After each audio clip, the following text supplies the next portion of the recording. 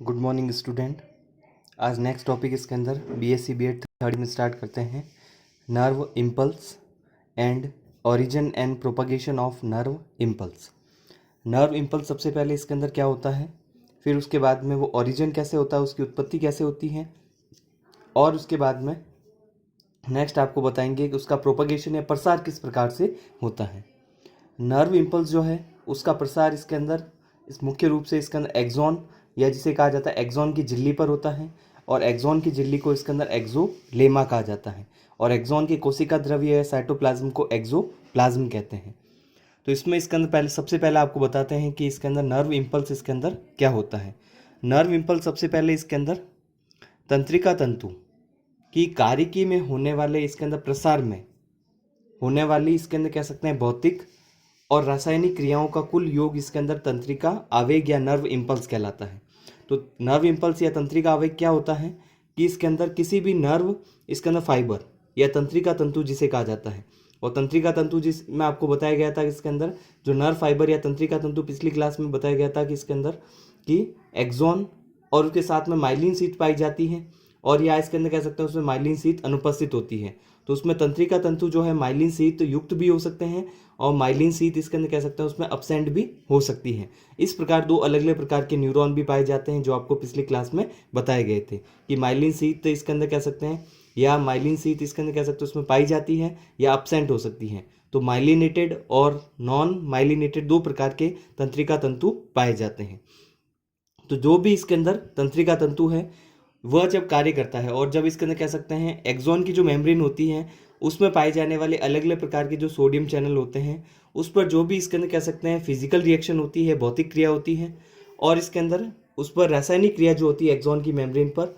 उसको इसके अंदर कह सकते हैं कंप्लीटली या सम्मिलित रूप से या उसका जो कुल योग होता है उसको नर्व इम्पल्स कहा जाता है। तो नर्व इम्पल्स इसके अंदर इसको सामान्यतः ये समझ सकते हैं कि किसी भी इसके अंदर न्यूरॉन की जो एक्सॉन है उसकी जो मेम्ब्रेन है उस पर पाए जाने वाले जो भी इसके अंदर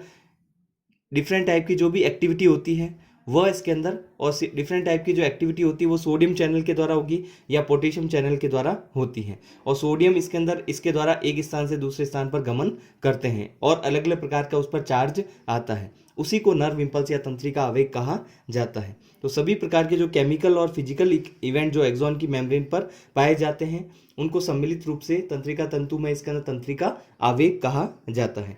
तो इसमें कहा जा सकता है नर्व इम्पल्स इसके अंदर क्या है, सम टोटल ऑफ केमिकल और फिजिकल जो इवेंट होंगे इन प्रोपगेशन ऑफ फिजियोलॉजिकल जो भी कार्य की है एक्टिविटी इसके अंदर जो भी होती है कहाँ पर होगी, इसके अंदर अलोंग अ नर्व फाइबर तंत्रिका तंतु पर जो भी कार्य की होती है उसमें जो रासायनिक और भौतिक क्रिया होती है उसको सम्मिलित रूप से या इसका जो योग होता है उसको इसके अंदर तंत्रिका आवेग कहा जाता है। या इसके अंदर दूसरी भाषा में ये कह सकते हैं कि तंत्रिका तंतु या इसके अंदर नर्व फाइबर जो है उस पर पाई जाने वाली इसके अंदर जो इलेक्ट्रिकल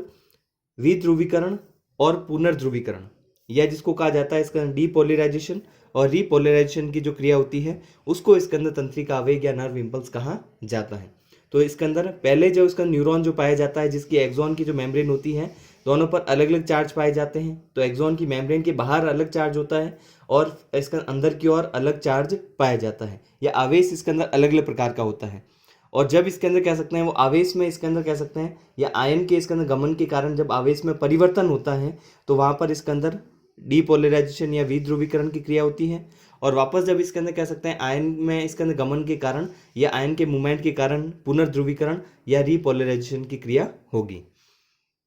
तो फर्स्ट बात करते हैं इसके अंदर propagation in non myelinated nerve fibre, जो तंत्रिका तंतु जिसमें माइलिन शीथ नहीं पाई जाती है उसमें इसके अंदर कह सकते हैं किसी भी इसके अंदर कह सकते हैं तंत्रिका आवेग या नर्व इम्पल्स का प्रोपेगेशन कैसे होता है या प्रसार कैसे होगा उसमें आपको बताते हैं।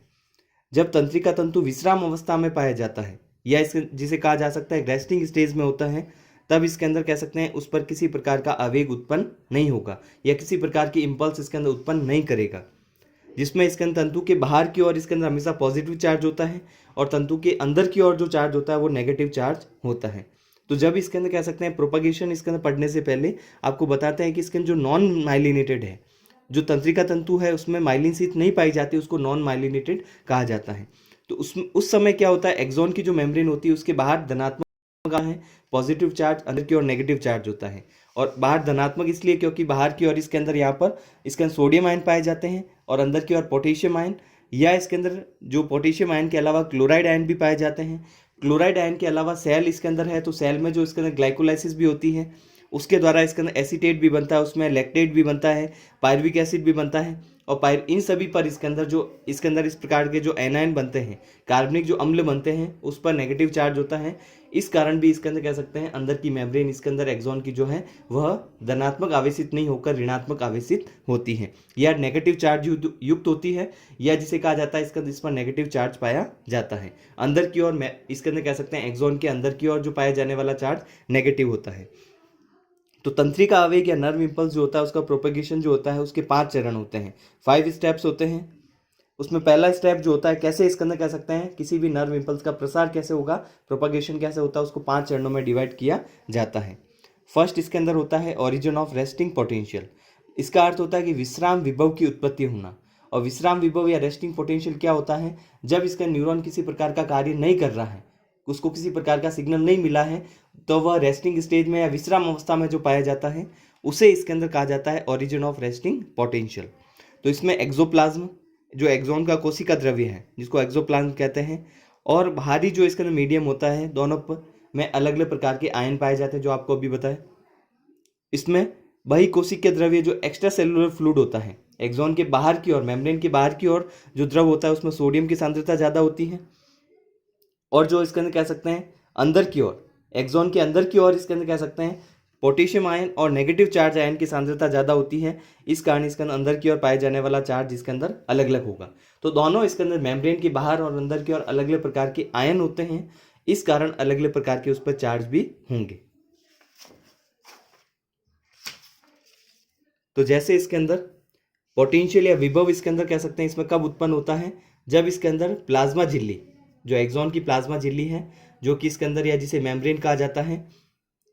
किसी आयन जैसे धनात्मक या ऋणात्मक आवेश इसके अंदर कह सकते हैं जो चार्ज इसके अंदर मॉलिक्यूल जो होते हैं के द्वारा इसके अंदर कह सकते हैं पारगम्य होती है। जो इसके अंदर इसमें ये कहा गया है, सामान्य भाषा में समझ सकते हैं कि एक्सॉन की जो मेम्ब्रेन होती है वह आयन के लिए परमेबल होती है और सेलेक्टिव आयन के लिए परमेबल होती है, जैसे सोडियम या पोटेशियम के लिए, या इसके अंदर कह सकते हैं नेगेटिव चार्ज जो आयन होते हैं उसके लिए। तो यहाँ पर जो इसके अंदर कह सकते हैं मेम्ब्रेन जो पाई जाती है जिसकी परमेबिलिटी अलग अलग आयन के लिए होती है, जो कि आयन के डिफ्यूजन द्वारा, आयन के विसरण के द्वारा इसके अंदर कह सकते हैं इसमें गमन से इसके अंदर विभव में इसके अंदर कह सकते हैं भिन्नता आती है। मतलब ये इसका अर्थ होता है कि इसका आयन जो है सोडियम में हो या पोटेशियम हो या क्लोराइड हो या नेगेटिव चार्ज आयन हो, जब अंदर से बाहर या बाहर से अंदर की ओर जाते हैं तो मेम्ब्रेन में इसके अंदर कह सकते हैं जो चार्ज होता है उसमें परिवर्तन होता है। इसके कारण वहाँ पर इसके अंदर पोटेंशियल या विभव उत्पन्न होता है चार्ज के परिवर्तन के कारण। और उस समय इसके अंदर कह सकते हैं जो विभव इसके अंदर कह सकते हैं डिफरेंस जो आता है उसको इसके अंदर रेस्टिंग पोटेंशियल कहा जाता है, जो लगभग इसके अंदर कितना होता है, यदि वहाँ पर वोल्ट मीटर रखकर देखा जाए तो अंदर की मेम्ब्रेन पर जो चार्ज होता है वो -70 या -70 मिली वोल्ट होता है, या जिसे कहा जाता है माइनस इसके अंदर 0.07 वोल्ट होगा, जिसको इसके अंदर कह सकते हैं -70 मिली वोल्ट कहा जाता है। तो अंदर की ओर यदि चार्ज इसके अंदर कह सकते हैं वोल्ट मीटर यहाँ पर जैसे रखकर देखा जाए तो वहाँ पर इसके अंदर चार्ज किस प्रकार का आएगा, रेस्टिंग इसके अंदर स्टेज में या विश्राम अवस्था में -70 इसके अंदर मिली वोल्ट आता है। इस कारण इसके अंदर एक्सोलेमा या एक्सॉन की जो झिल्ली होती है उसको इसके अंदर ध्रुवित अवस्था में कहा जाता है। क्यों? क्योंकि बाहर पॉजिटिव चार्ज और अंदर की ओर नेगेटिव चार्ज है। तो दो इसके अंदर जो एंड्स होते हैं या जो दो किनारे होते हैं उसमें एक पॉजिटिव एक नेगेटिव होता है, इसके कारण इसको पोलराइज स्टेज में या जिसको इसके अंदर ध्रुवित अवस्था में कहा जाता है, जिसमें अंदर नेगेटिव चार्ज आयन होते हैं, बाहर सोडियम आयन होते हैं, जिस कारण इसके अंदर पॉजिटिव चार्ज पाया जाता है।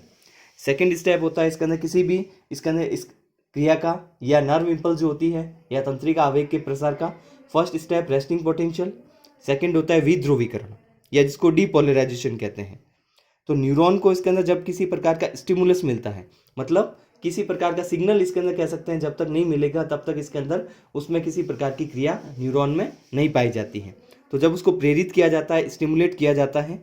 तो तंत्रिका इसके अंदर तंतु की झिल्ली की पारगम्यता इसके अंदर परिवर्तित होती है। और तंत्रिका तंत्र की झिल्ली की पारगम्यता कब परिवर्तित होगी, जब किसी प्रकार का स्टिमुलस मिलता है। और ये स्टिमुलस जो होता है अलग अलग हो सकता है, मैकेनिकल, इलेक्ट्रिकल हो सकता है, केमिकल हो सकता है। मतलब यह इसके अंदर जो सिग्नल मिलता है या इसके अंदर स्टिमुलस जो मिलेगा वो अलग अलग प्रकार के हो सकते हैं कि उस मेम्ब्रेन को मैकेनिकल या यांत्रिक रूप से दबाव भी दिया जा सकता है, जिस कारण एक्सॉन की जो मेम्ब्रेन होती है वह इसके अंदर सिग्नल इसके अंदर कह सकते हैं उत्पन्न कर सकती है, या किसी प्रकार का इलेक्ट्रिक सिग्नल मिल सकता है, या कोई भी प्रकार का केमिकल सीक्रेट हो सकता है जिसके कारण सिग्नल मिल सकता है। तो सिग्नल मिलने पर सोडियम इसके अंदर कह सकते हैं अंदर की ओर गति करते हैं, और सोडियम इसके अंदर कह सकते हैं आयन इसके अंदर जो कि धनात्मक आवेशित होते हैं, जो जब इसके अंदर कह सकते हैं बाहर से जब अंदर की ओर गति करते हैं, अंदर की ओर इसके अंदर गमन करते हैं। तो पहले वाले डायग्राम में जैसे आपको बताया पॉजिटिव चार्ज बाहर और नेगेटिव अंदर किसी प्रकार के आयन का गमन नहीं हो रहा है। लेकिन डीपोलराइजेशन में क्या होता है कि जब सिग्नल मिल जाता है, यांत्रिक सिग्नल हो या विद्युत सिग्नल हो या रासायनिक सिग्नल हो, तो धनात्मक आवेशित जो सोडियम आयन होते हैं बाहर से अंदर की ओर गमन करते हैं। इस क्रिया को इसके अंदर कह सकते हैं क्या कहा जाता है, विध्रुवीकरण। विध्रुवीकरण क्यों कहा जाता है? पहले इसके अंदर बाहर पॉजिटिव चार्ज था और इसके अंदर सिग्नल मिलने के बाद, पहले से इसके अंदर सिग्नल नहीं मिला था तो इसके अंदर कह सकते हैं, इसमें आपको बताया जैसे पॉजिटिव बाहर और नेगेटिव अंदर था। लेकिन जब सिग्नल मिल जाता है तो इसके अंदर क्या हो जाता है, पॉजिटिव हो जाता है, और इसके अंदर कह सकते हैं बाहर की ओर नेगेटिव चार्ज आ जाता है। और क्यों होता है? क्योंकि सोडियम आयन अंदर की ओर गमन करते हैं। तो धनात्मक आवेशित या पॉजिटिव चार्ज आयन अंदर की ओर गमन करने के कारण जो चार्ज इसके अंदर है पहले जो पाया जा रहा था उसकी तुलना में परिवर्तित हो जाता है। पहले पॉजिटिव बाहर था और नेगेटिव अंदर था, और अब इसके अंदर क्या होता है, जब डीपोलराइजेशन होता है तो उस समय क्या होगा, सोडियम चैनल इसके अंदर कह सकते हैं ऑन होते हैं। सोडियम इसके अंदर कह सकते हैं अंदर की ओर गमन करता है, तो सोडियम पॉजिटिव चार्ज अंदर की ओर गमन करने के कारण पॉजिटिव चार्ज अंदर की ओर आ जाएगा और बाहर नेगेटिव चार्ज रह जाता है। इस क्रिया को विध्रुवीकरण कहा जाता है। तो पहले जो रेस्टिंग स्टेज में थी उस समय उसको पोलराइज या ध्रुवित अवस्था में कहते हैं, लेकिन उस समय पॉजिटिव चार्ज बाहर था, अब सोडियम चैनल ऑन होते हैं, सो सोडियम जब अंदर की ओर गमन करेंगे तो इस अवस्था को इसका विध्रुवीकरण या डीपोलराइजेशन कहा जाता है। पहले की तुलना में जो पॉजिटिव चार्ज है वह अंदर की ओर इसलिए आता है क्योंकि सोडियम आयन अंदर की ओर गमन करते हैं। थर्ड स्टेप होता है रीपोलराइजेशन या जिसको कहा जाता है पुनर्ध्रुवीकरण। इसमें क्या होता है, जो इसके अंदर कह सकते हैं पहले पॉजिटिव चार्ज इसके अंदर बाहर की ओर इसके अंदर फर्स्ट स्टेप में था, फिर नेगेटिव चार्ज इसके अंदर की ओर था, और फिर इसके अंदर पॉजिटिव चार्ज सोडियम के अंदर गमन के कारण अंदर आया। थर्ड स्टेप में रीपोलराइजेशन होता है। इसमें क्या होगा, पॉजिटिव चार्ज आयन जो होते हैं इसमें से पोटेशियम आयन जो होते हैं वो बाहर की ओर गमन करते हैं। तो सोडियम जितना बाहर की ओर अंदर की ओर आया था उसकी तुलना में पोटेशियम इसकी तुलना में बहुत ज़्यादा बाहर की ओर जाते हैं। इस कारण वापस इसके अंदर जो मेम्ब्रेन होती है उस पर पॉजिटिव चार्ज आ जाता है, और इस प्रकार से पहले जो रेस्टिंग स्टेज थी उस कंडीशन को वापस मेंटेन करके रखने के लिए पॉजिटिव चार्ज इसके अंदर पोटेशियम आयन बाहर की ओर जाते हैं। इस अवस्था को इसके अंदर रीपोलराइजेशन या पुनर्ध्रुवीकरण कहा जाता है।